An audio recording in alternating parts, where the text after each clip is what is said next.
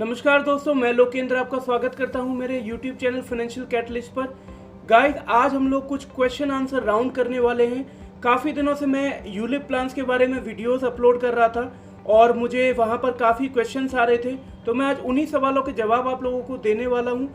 साथ के साथ मैं आप लोगों को बताऊंगा कि यूलिप प्लान क्या होते हैं, किस तरीके से आपको इन्वेस्ट करना चाहिए और किस तरीके से आप मार्केट में आजकल जो फ्रॉड चल रहे हैं उससे बच सकते हैं। तो वीडियो को शुरू करने से पहले गाइस एक बार चैनल को सब्सक्राइब करिए ताकि इसी तरीके के और इन्फॉर्मेशनल वीडियोस मैं आपके लिए लाता रहूं।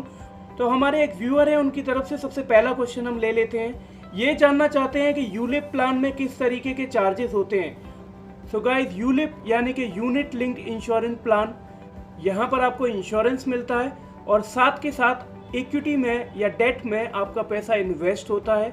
और 4 तरीके के चार्जेस यहाँ पर मेजर माने जाते हैं: premium allocation charge, policy administration charge, fund management charge and mortality charge. मैं आप लोगों को बताऊं, प्रीमियम को एलोकेट करने के लिए आपके द्वारा दी गई प्रीमियम में से एक प्रीमियम एलोकेशन चार्ज कंपनी काटती है। अगर आप किसी भी अपडेटेड यूलिप प्लान में जाते हैं तो वहां पर ये प्रीमियम एलोकेशन चार्ज और पॉलिसी एडमिनिस्ट्रेशन चार्ज नहीं लगते हैं। तो प्रीमियम एलोकेशन, जैसे मैं एक एग्जांपल अगर आपको दूं, मैंने 1 लाख रुपीस का इन्वेस्टमेंट किया है ऑन एनुअली बेसिस। अगर 3% का चार्ज वहां पर लगता है तो मेरे 1 लाख में से 3,000 रुपये कट जाएंगे। उसके बाद 97,000 रुपीज ही इन्वेस्ट होगा। तो जैसा मैंने कहा, अगर आप अपडेटेड प्लान में जाते हैं तो वहां पर आपको 1 लाख पूरा का पूरा इन्वेस्ट करने को मिलता है। तो गाइस, अभी कोई परसेप्शन नहीं बनाना है आपको कि यूलिप प्लान बेकार होते हैं या अच्छे होते हैं या म्यूचुअल फंड इनसे अच्छे होते हैं। मैं एक एक करके आपके सारे सवालों का जवाब आज देने वाला हूं, आपको बस वीडियो में बने रहना है। तो दूसरा जो चार्ज होता है वो है पॉलिसी एडमिनिस्ट्रेशन चार्ज। ये चार्ज आपके पेपर वर्कफोर्स के लिए कटता है। अगर आप पॉलिसी को ऑनलाइन परचेज करते हैं तो बहुत ही कम ऐसे प्लान हैं जो पॉलिसी एडमिनिस्ट्रेशन चार्ज काटते हैं, आपको वहां पर ये चार्ज नहीं देखने को मिलेगा। इसके बाद हम बात करते हैं मोर्टेलिटी चार्ज की। Mortality charge according to age, sum assured और जेंडर होता है। एग्जैक्ट चार्ज अगर आप देखना चाहते हैं तो आप पॉलिसी को लेने से पहले जो बेनिफिट इलस्ट्रेशन आपको मिलता है वहां पर जाकर के देख सकते हैं, कैलकुलेट कर सकते हैं कि इस प्लान में कम चार्जेस हैं या ज़्यादा चार्जेस हैं। उसके बाद जो चौथा चार्ज होता है वो होता है फंड मैनेजमेंट चार्ज। गाइस, अभी तक जो भी मैंने आपको कॉस्ट बताई है वो आपकी प्रीमियम में से कटती हैं या फिर आपको होने वाले प्रॉफिट में से कटती हैं। और अकॉर्डिंग टू IRDAI गाइडलाइन, यहाँ पर फंड मैनेजमेंट चार्ज पर बाउंडेशन है अप टू 1.35% फ्रॉम इक्विटी ही कंपनी काट सकती है। डेट का सब अलग अलग रखते हैं। ये चार्ज है आपकी पॉलिसी का मेंटेनेंस चार्ज। जब तक आप प्लान को चलाएंगे तब तक एनुअली बेसिस पर कंपनी आपको मिलने वाले प्रॉफिट में से आपकी फंड वैल्यू जो रेज हो रही है उसमें से ये चार्ज अकॉर्डिंगली काटती है। इसके बाद भी कुछ प्लान्स में कुछ कॉस्टिंग होती है, जैसे switching charge, premium redirection charge. Soft copy की जगह पर अगर आप हार्ड कॉपी लेना चाहते हैं तो उसके लिए कभी कभार कंपनी कुछ चार्ज करती है, या फिर आपको स्टेटमेंट चाहिए तो वहां पर कुछ चार्जेस लगते हैं। एक कॉस्ट होती है डिसकंटिन्यूस चार्ज। डिसकंटिन्यूस चार्ज यहाँ पर तभी लगता है जब आप पॉलिसी को 5 साल से पहले ही बंद कर देते हैं।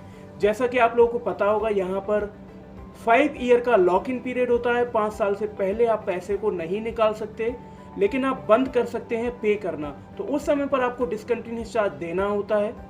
मेरे द्वारा अपलोड की गई यूलिप वीडियोस जब आप देखते हैं तो वहाँ पर आप मुझसे क्वेश्चन करते हैं कि मैंने इतना पैसा दिया, इतने समय के लिए दिया, मुझे कितना रिटर्न मिलेगा। यूलिप एक मार्केट लिंक प्लान होता है। जब आप म्यूचुअल फंड में इन्वेस्ट करते हैं तो म्यूचुअल यानी कि अकेला आप एक ही फंड में पैसा डालते हैं, बट यूलिप में मल्टीपल फंड्स में आपका पैसा इन्वेस्ट होता है, बट फिर भी वो पैसा इक्विटी या डेट में जाता है और ये दोनों ही सेगमेंट गारंटीड नहीं होते हैं। फ्लक्चुएशन कम आती है डेट में, इक्विटी में ज़्यादा आती है। रिस्क के अकॉर्डिंगली आपको रिवॉर्ड मिलता है, बट कुछ भी यहाँ पर फिक्स नहीं है। आप पास्ट परफॉर्मेंस के बिहाफ पर कैलकुलेट कर सकते हैं खुद से जाकर के कितने % का रिटर्न आपका बन चुका है। आप अपनी पॉलिसी के क्रेडेंशियल डाल करके जो इंश्योरेंस कंपनी है वहाँ पर लॉग इन कर सकते हैं। वो लोग आपको वहाँ दिखाते हैं कि कितना पैसा आपने भरा है, कितना आपका बन गया है। इस तरीके की चीज़ों के लिए गाइस आप कमेंट मार्क कर सकते हैं। आपको मेरा व्हाट्सएप का नंबर भी वहाँ पर अवेलेबल है, आप क्वेरी कर सकते हैं। बट अगर आप जेन्युइन क्वेश्चन पूछेंगे तो ही मैं वहाँ पर आपको आंसर कर सकता हूँ। कितना रिटर्न मिलेगा मैं नहीं देने वाला हूँ, आपकी कंपनी नहीं देगी, मार्केट देगा। तो मार्केट से आप खुद ही देख सकते हैं कि कितना रिटर्न मिलेगा, अज्यूम कर सकते हैं, बट आप अंदाजा नहीं लगा पाएंगे एग्जैक्ट कि मुझे कितना पैसा मिलने वाला है। ठीक है, चलिए अगले क्वेश्चन के लिए आगे बढ़ते हैं। यहाँ पर कुछ यूजर पूछ रहे हैं कि इस तरीके के प्लान में ATC, ATD या फिर 1010D किस तरीके की टैक्स सेविंग्स होती है। Guys, ATD up to 1.5 lakh rupees तक जो आप बचा सकते हैं इन योर इनकम टैक्स, वो यहाँ पर कवर होता है। और according to the section of 1010D जो प्लान में से पैसा जो एज अ प्रॉफिट आपको मिलता है वो भी आपकी पूरी फंड वैल्यू टैक्स फ्री होती है। और ATD आपको यहाँ नहीं मिलता है। ATD गाइस हेल्थ इंश्योरेंस जो करते हैं आप, वहाँ पर आपको 50,000 की जो एक्स्ट्रा रिबेट होती है उसमें आप ले सकते हैं और अलग ऑप्शन वहाँ पर रहते हैं, बट यूलिप प्लान में ATD आपको नहीं मिलता है।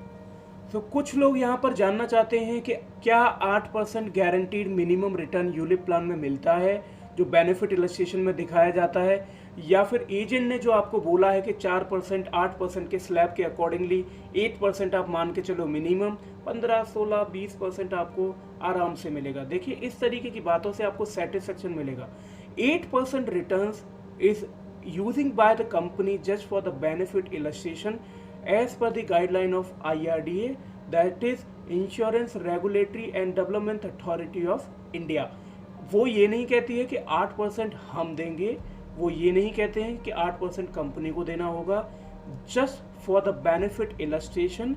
Meaning of illustration is example, आपको वहां पर दिखाया जाता है so that you can calculate the charges and also you can have a idea that this is how my policy will run in the future, but do not think that 8% would be guaranteed. ऐसा नहीं होता है, it's a myth. और अगर कोई ये आपको commit करता है तो वो झूठ बोल रहे हैं। जो एजेंट्स अगर वीडियो देख रहे हैं तो सजेशन दूंगा गाइस, क्लैरिफिकेशन अच्छे तरीके से करिए। प्रॉफिट कस्टमर लेने आया है तो रिस्क भी उसी का होगा।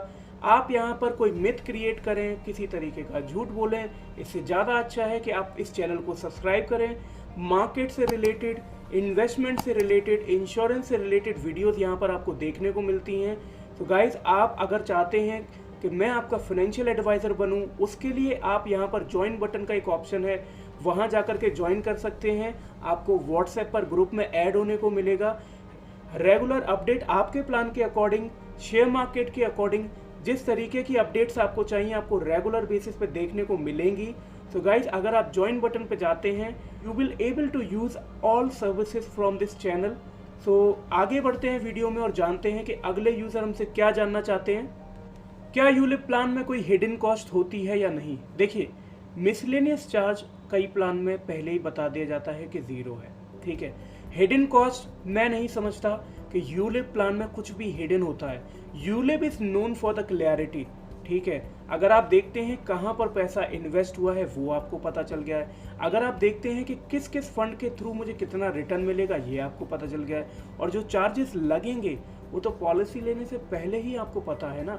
कमीशन की अगर आप बात करते हैं तो कमीशन आपका लगता है, और वो ऑफलाइन मोड यानी कि ब्रांच में जाकर के परचेज करते हैं तो ज़्यादा है, अगर आप ऑनलाइन परचेज करते हैं तो कम लगता है।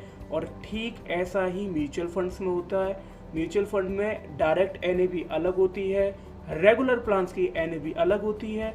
इसी तरीके से ELSS आप करिए या फिर आप कोई और स्कीम करिए, यही फॉलो होता है। तो अगले यूज़र से देखते हैं कि क्या क्वेश्चन हमें आया है। ठीक है, तो इन्होंने काफ़ी लंबा चौड़ा क्वेश्चन वहाँ पे मार्क किया है, बट वो जानना चाहते हैं कि म्यूचुअल फंड अच्छे होते हैं या यूलिप प्लान अच्छे होते हैं, किस तरीके के इन्वेस्टमेंट में जाना चाहिए। Guys, most of the time जब मैं वीडियो अपलोड करता हूँ मुझे इसी तरीके का क्वेश्चन आता है कि यूलिप प्लान ज़्यादा बेकार होते हैं, म्यूचुअल फंड अच्छे होते हैं। देखिए, म्यूचुअल फंड जिनको मार्केट की नॉलेज है, जिनके पास टाइम है, उनके लिए अच्छे होते हैं। Otherwise BIP plan, ULIP plan एक ही बात होती है। आप अगर चाहते हैं कि आपका पैसा इक्विटी में इन्वेस्ट हो, किसी तरीके का कोई टैक्स ना कटे मैच्योरिटी पर, मल्टीपल फंड सिलेक्शन आपको मिले, पोर्टफोलियो मैनेजमेंट आपको मिले, तो यूलिप प्लान में आपको जाना चाहिए। As we all know comfort come with expenses, तो यहाँ पर भी आपको as comparison by a mutual fund costing ज़्यादा लगती है। मैं डेडिकेटेडली एक वीडियो यहाँ पे बनाने वाला हूँ, ठीक है। यहाँ पूरी क्लैरिफिकेशन मैं नहीं दूंगा, वीडियो लंबा हो जाएगा, बट मैं आप लोगों को छोटी सी हिंट दे देता हूँ गाइस। 10 फंड अगर आप एक साथ परचेज करते हैं तो वो बंडल आपका यूलिप प्लान कहला सकता है। अगर आप 10 फंड को खुद से परचेज करेंगे तो फंड मैनेजर उसी पैसे को मैनेज करेगा जो आपने उस फंड में डाला है, बट उसके बाद जो बाकी फंड में कितना डालना है, कितना रेशियो डालना है और उससे कैसे चेंज करना है, ये सारी चीज़ें, यानी कि आपका portfolio management through the mutual fund not possible, through the ULIP plan it would be possible. But फिर भी मैं अभी भी आपको ये नहीं कहूँगा कि या यूलिप अच्छे हैं या म्यूचुअल फंड अच्छे हैं। दोनों ही इंस्ट्रूमेंट्स अलग अलग हैं, अलग अलग रिक्वायरमेंट के अकॉर्डिंगली हैं। अगर आप क्वेरी को जानना चाहते हैं तो कमेंट मार्क करिए, वहाँ पर आपको मेरी टीम रिप्लाई करेगी। सो अगले यूज़र की तरफ बढ़ते हैं कि वो हमसे क्या बात करना चाहते हैं। सो मेरे जो नेक्स्ट यूज़र हैं वो मैं आप लोगों को कैसे बताऊं, गालियां कह लीजिए या तालियां कह लीजिए, काफ़ी सारे रिएक्शंस जो मुझे आए हैं उनके बारे में बात कर लेता हूं। At the beginning level of my journey I was thinking कि मैं वीडियो जब अपलोड करता हूं तो इतने सारे लोग नाराज़ होते हैं और अलग अलग तरीके के वर्ड यूज़ कर रहे हैं, तो ये क्या ये मेरे लिए है या फिर ये इंश्योरेंस कंपनी के लिए है या एजेंट के लिए है जिनके साथ उन्होंने डील की थी, या फिर उनके प्लान के लिए। तो मुझे बाद में ये रियलाइज़ हुआ कि उनको कुछ गलत चीज़ें बताई गई थी और वो प्लान में है ही नहीं, तो वो वीडियो पर अपना गुस्सा निकाल रहे हैं। So guys, I am not belong to any particular company, okay. मैं एथिकली आपको गाइड कर रहा हूँ। आप चाहते हैं कि मैं इस तरीके की वीडियोस को अपलोड करके आपके इंफॉर्मेशन को बढ़ाऊँ, तो आप उसे मोटिवेट कर सकते हैं लाइक करके। अपने सजेशन कमेंट में मार्क करिए।